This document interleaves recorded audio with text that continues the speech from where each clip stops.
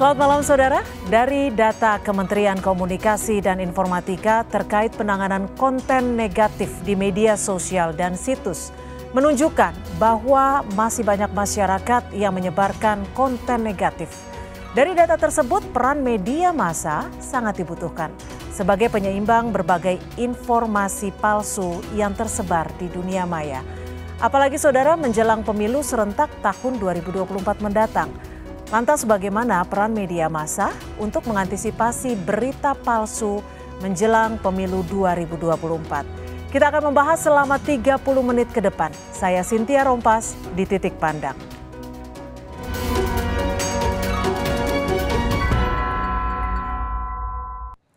Dan saudara, untuk membahasnya malam ini sudah hadir di studio anggota Dewan Pers sekaligus Ketua Komisi Pendidikan, Pelatihan dan Pengembangan Bapak Paulus Tri Agung Kristanto. Tapi biasanya saya menyapanya dengan Mas Tra. Selamat malam Mas Tra. Malam Cynthia. Terima kasih sudah bergabung bersama kami. Dan juga sudah bergabung bersama kami secara virtual Direktur Jenderal Informasi dan Komunikasi Publik Kemkominfo, Bapak Usman Kansong. Selamat malam Pak Usman. Selamat malam Cynthia, selamat malam Mas Tra. Selamat malam Mas Usman. Terima kasih Mas Usman sudah bergabung bersama kami di Titik Pandang. Saya langsung mau tanya-tanya nih ke Mas Usman. Mas Usman, kalau dilihat dari Kementerian Kominfo ini melihat peran media massa, khususnya media massa yang mainstream nih ya, dalam memastikan penyampaian informasi yang akurat dan seimbang selama periode kampanye pemilu serentak ini akan seperti apa sih? Iya, jadi kalau tadi dikatakan masih banyak masyarakat yang menyebarkan hoax, ya itu memang prediksinya menjelang dan saat kampanye ini akan tinggi hoax ya. Dari Januari sampai 12 Desember 2023, Kominfo mencatat ada 171 hoax politik, begitu ya. Dan saya kira dalam konteks ini peran media mainstream, hoax itu kan biasanya lewat media sosial. Maka media mainstream sangat berperan sebagai clearing house, ya, sebagai rumah penjernih. Jadi media mainstream mestinya bisa menjadi rujukan ya bagi masyarakat bila masyarakat katakanlah mendapatkan informasi dari media sosial dan masyarakat meragukan informasi tersebut. Ya apalagi sekarang kita memasuki masa kampanye pemilu, terutama terkait dengan disinformasi politik. Jadi sekali lagi peran media mainstream, media massa kita ini sangat penting sebagai rumah penjernih, sebagai rujukan ya bagi masyarakat. Oke, sekarang Mas Tra, kalau kita lihat ruang digital yang sehat dan aman serta demokratis jelang pemilu ini harus bagaimana dan bagaimana Dewan Pers mengawasinya? Iya, Cynthia tadi Mas Usman menyebutkan ada media sosial. Kalau media sosial memang bukan ranah sepenuhnya dari Dewan Pers. Kalau data dari Kominfo maupun data dari berbagai lembaga menunjukkan di Indonesia ada 213 juta pengguna internet dan diantaranya itu ada 167 juta yang bermain di media sosial. Sementara media di Indonesia ada hampir 50.000 media, banyak sekali. Dan 43.000 mungkin adalah media-media yang berbasiskan online. Dan media-media itu juga punya media sosial. Jadi yang dilakukan oleh Dewan Pers adalah terus-menerus mengingatkan kepada media-media arus utama karena itu ranahnya dan kemudian juga masyarakat. Karena itu sesuai dengan Undang-Undang Pers, Undang-Undang 40 tahun 1999, Dewan Pers harus berkomunikasi juga dengan masyarakat untuk terus meningkatkan literasi dalam di bidang digitalnya dengan mengingatkan terus-menerus untuk menggunakan media sosial, menggunakan internet dengan sebaik-baiknya. Dan kalau media arus utama itu juga melakukan pelanggaran dalam konteks di media sosialnya, karena sudah ada peraturan Dewan Pers terkait dengan pengelolaan media sosial, jadi kalau mereka melakukan pelanggaran, ya tentu kita akan panggil dan kemudian dilakukan penanganan. Tetapi yang harus diingatkan oleh pada masyarakat, terutama Cynthia adalah kalau sesuatu berita tadi hoax atau kemudian yang tidak benar, mereka biasanya bermain-main dengan istilah-istilah yang bombastis. Misalnya kita tahu ada di Indonesia jenderal itu cuma bintang 5 paling tinggi. Tapi dia menyebutkan ada jenderal bintang 7. Nah itu pasti sesuatu yang tidak benar.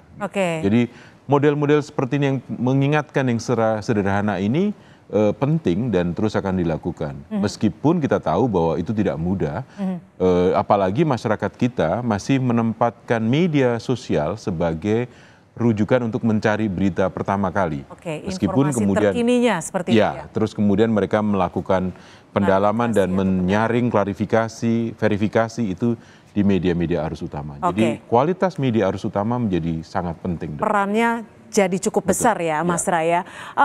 Mas Usman, ini kalau untuk meningkatkan pengetahuan dan juga kesadaran masyarakat, tentunya kan setiap elemen memiliki peran penting.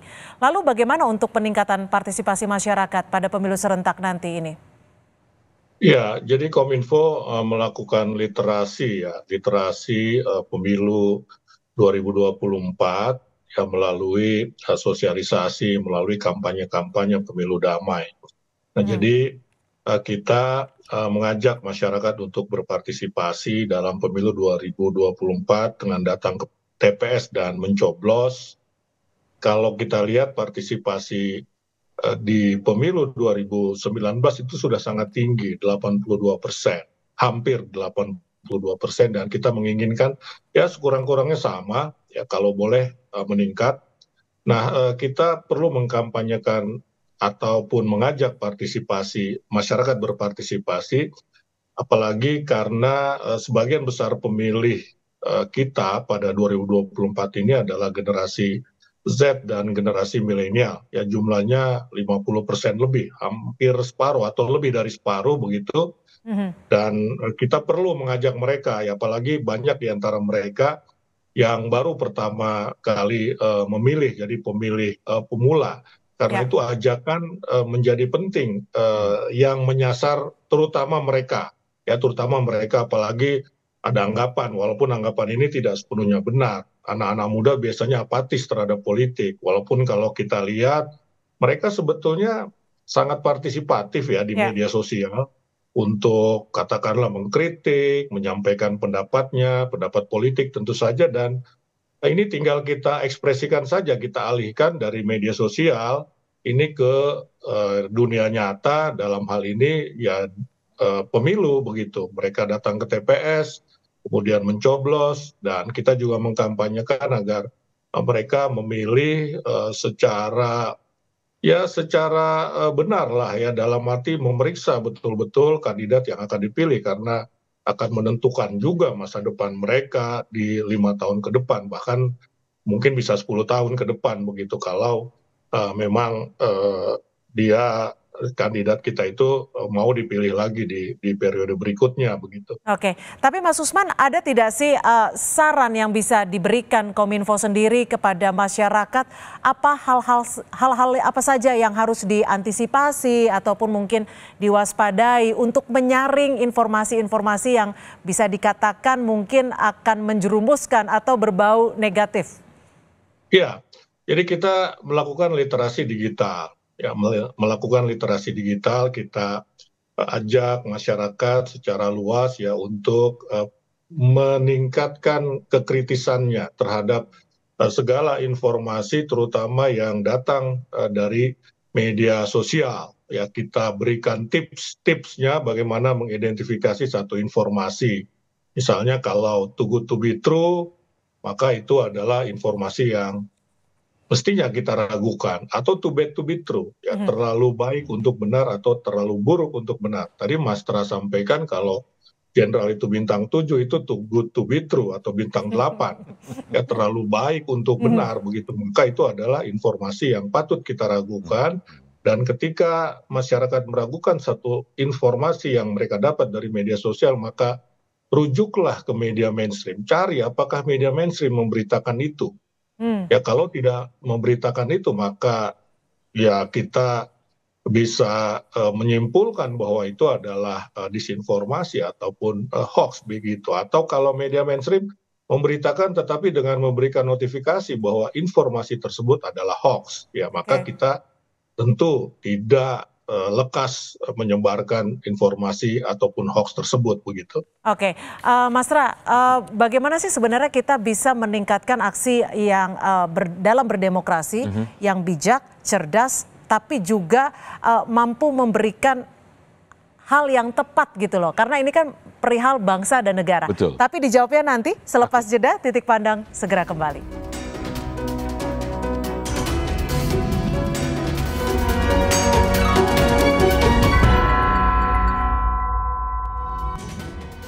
Terima kasih Anda masih bersama kami di Titik Pandang, peran media massa di Hari Kasih Suara. Karena jatuhnya di 14 Februari ya, jadi Hari Kasih Suara ya, bukan Hari Kasih Sayang ya. Bukan Hari Kasih Sayang.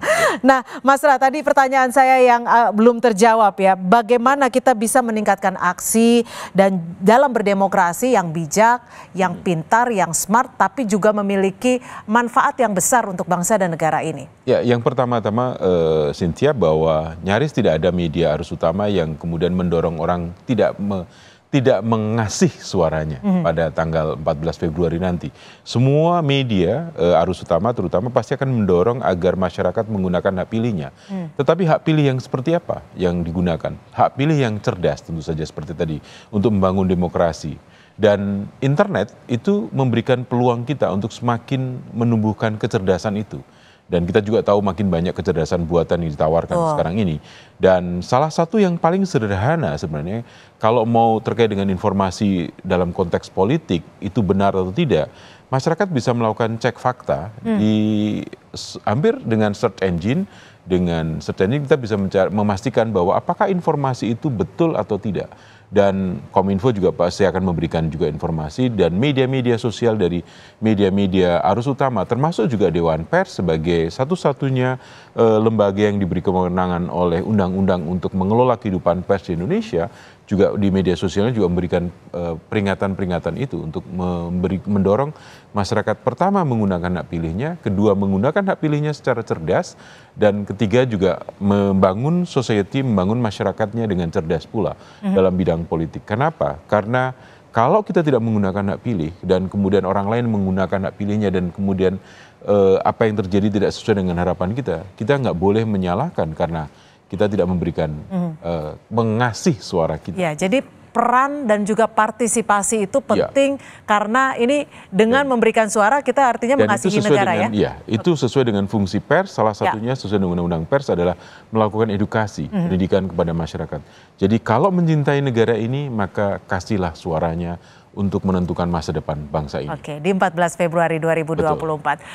Mas Usman, dengan adanya pemanfaatan ruang publik dalam pemilu serentak, ini bisa tidak sih menjamin lancarnya pelaksanaan kampanye yang demokratis dan juga bisa meminimalisir potensi konflik?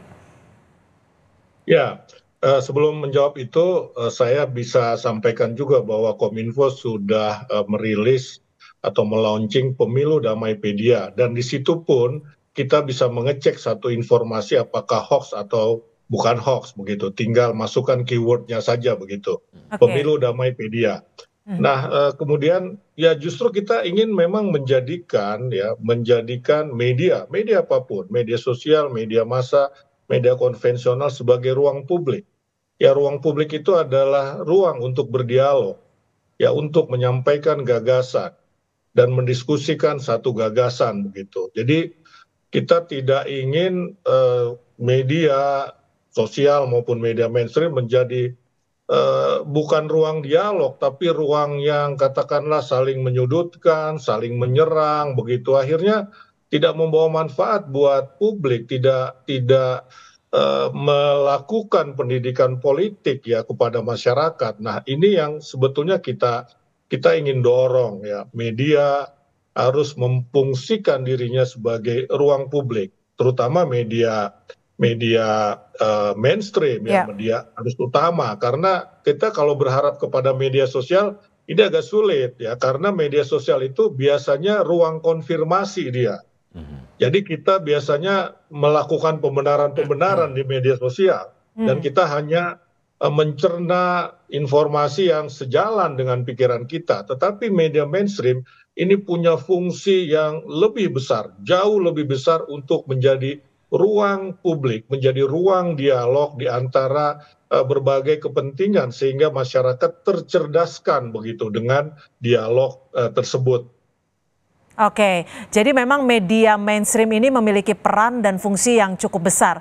Dan selain Kemkoninfo, ini kan juga menjadi harapan ya, bahwa peran media massa mainstream ini menjadi yang salah satunya yang bisa diharapkan. Tapi apa kerjasama ataupun pedoman khusus dari Dewan Pers yang bisa diterapkan untuk mengatasi isu-isu yang kritis ini? Ya, tentu saja Dewan Pers dan pers di Indonesia, masyarakat pers Indonesia bekerja sama dengan pemerintah, termasuk juga penyelenggara pemilu, Bawaslu dan KPU untuk menyelenggarakan sejumlah pelatihan di seluruh Indonesia terhadap wartawan. Kenapa itu penting dilakukan? Karena sebelum kita mencerdaskan masyarakat, yang pertama-tama penting adalah mencerdaskan wartawannya. Karena dia harus menyampaikan informasi, mencerdaskan jurnalisnya. Dan liputan pemilu, Cynthia, itulah salah satu liputan yang paling sulit. Kenapa sulit? Betul. Karena seorang wartawan atau seorang jurnalis, pewarta yang melakukan liputan pemilu, dia harus punya pengetahuan umum yang baik. Dia punya pengetahuan teknis tentang pemilu, hitung-hitungan pemilu dan sebagainya, kursi dan sebagainya itu dengan baik juga. Yang ketiga, dia punya peta politik yang baik. Bagaimana satu daerah pasti peta politiknya berbeda dengan daerah yang lain. Yang keempat, dia harus punya teori politik yang memadai.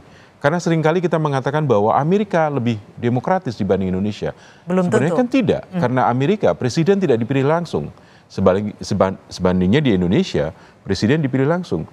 Dan yang kelima, dia harus punya pengetahuan terkait dengan hukum dan aturan.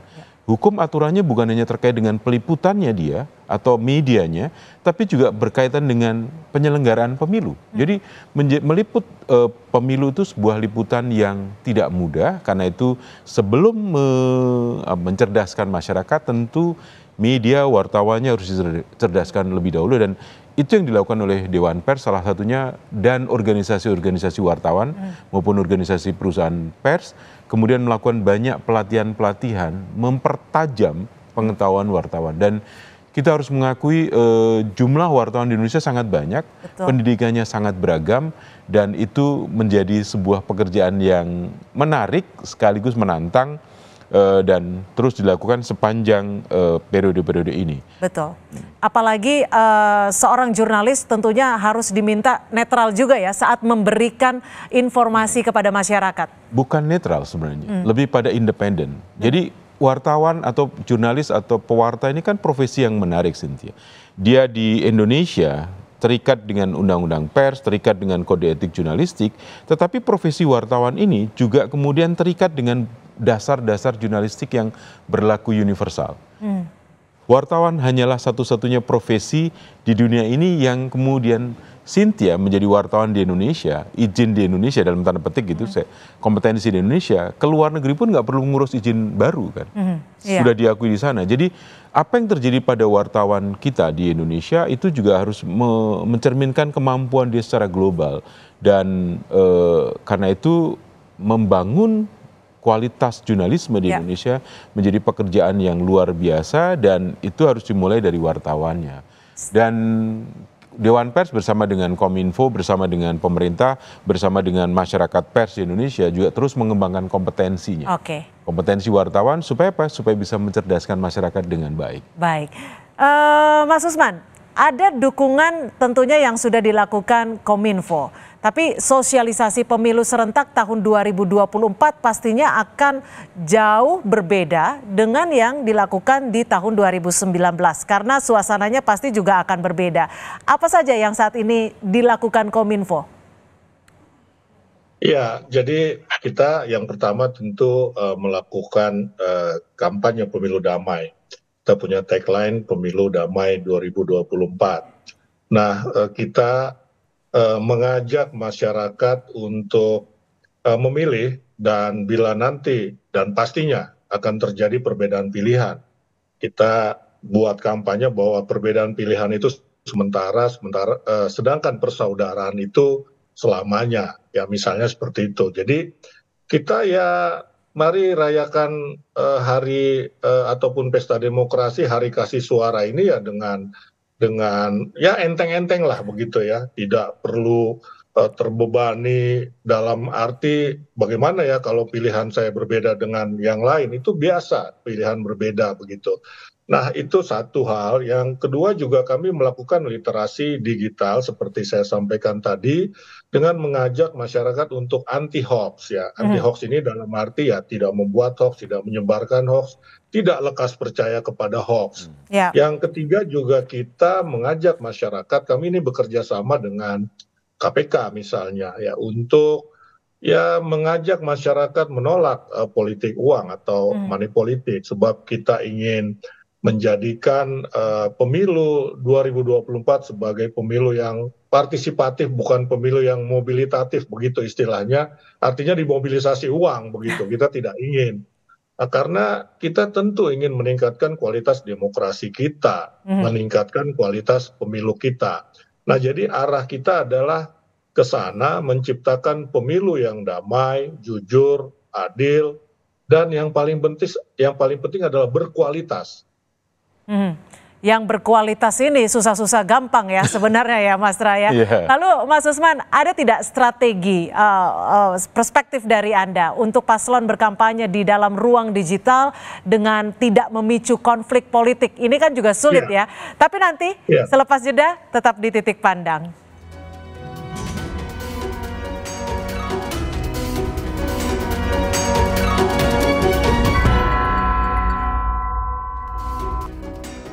Peran media massa di hari kasih suara, tapi tentunya ada strategi juga yang biasanya dilakukan paslon dalam berkampanye. Tapi yang ingin saya dalami adalah gimana caranya untuk meminimalisir potensi konflik politik. Silakan Mas Usman. Ya, jadi ada 3 jenis kampanye, ada positif campaign, ada negatif campaign, dan ada black campaign.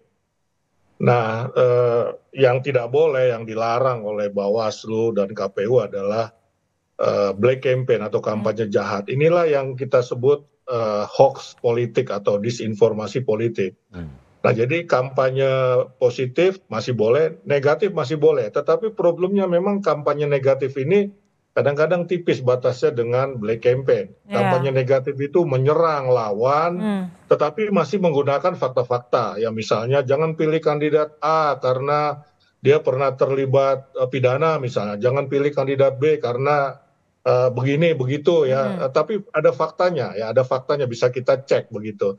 Nah, yang tidak boleh itu kan black campaign ya. Black campaign memang berbohong dia begitu. Nah, tentu kita menginginkan ya positif campaign lah.